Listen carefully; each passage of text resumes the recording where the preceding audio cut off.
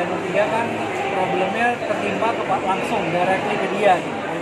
Kalau Danur 1 itu ke adiknya, Danur 2 ke pamannya, Danur 3 ini memang langsung direct ke dia. Dan jadi selain dia juga harus menghadapi masalah-masalah goib, kita kan mau mengembangkan karakter Risa di film ketiga kan. Jadi Risa juga harus menghadapi masalah-masalah real dengan manusia juga gitu. Jadi memang problemnya Risa di film ketiga ini jauh berkali-kali lipat dibanding Danur 1 dan Danur 2. Untuk soal jump scare-nya nih Mas, di setelah 1, 2, 3 gitu, kira-kira apa sih untuk menghilangi repetisi atau fatigue penonton? Sama sih, kalau saya sih yang perhatiin kalau komen-komen di sosial media gitu kan, penggemar horor tuh memang selalu nggak pernah ada masalah dengan jump scare yang kita sajikan di Danur 1 atau Danur 2, karena memang saya cukup pede sebagai filmmaker horor. Jump scare kita tuh agak beda gitu, nggak standar, beda dibanding film-film horor Indonesia lainnya.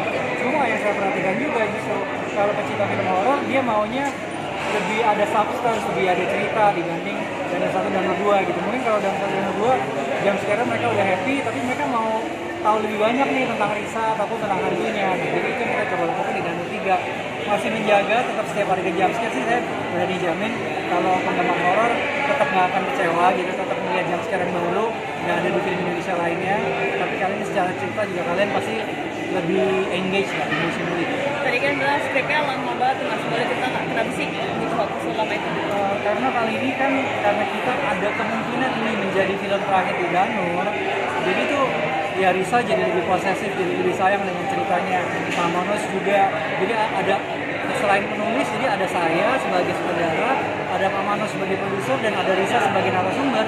Yang empat-empatnya harus oke gitu, empat-empatnya kita harus yakin dengan cerita yang mau kita sampaikan. Jadi kan mungkin saya misalnya, wah oke nih secara gambar udah oke, tapi Risa merasa ini kayaknya agak terlalu melenceng dengan dari kehidupan nyata saya. Apalagi kan memang yang kita jual di sini adalah kan berdasarkan kisah nyata gitu kan. Jadi Risa juga punya fanbase sendiri yang dia mau jaga supaya ya jangan ngarang-ngarang amat deh. Kita memang semua setuju kalau film kan selalu ada creative freedom, tapi ya Risa menjaga itu gitu. Dia kan Mas Awi kalau ini kayaknya sudah terlalu ngarang, jadi saya rada gak enak gitu sama fans saya. Oh ya udah kita bring it down to earth lagi deh gitu, yang lebih dekat dengan kehidupan nyata dia. Dan kalau Bang Manes kan pastinya bikin penonton kan ini komersil apa enggak gitu. Jadi dia itu ada 3 kepala yang selalu ngasih pendapat yang bikin lama gitu.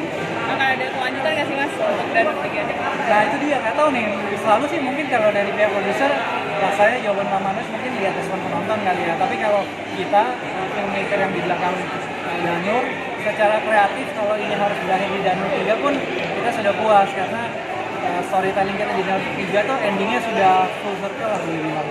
Untuk durasi dan angkatnya beda jauh nggak? Beda jauh, kayaknya kalau Danur 1 tuh 76 menit kalau nggak salah, Danur 2 kayaknya kalau nggak salah 82 atau 83 ya,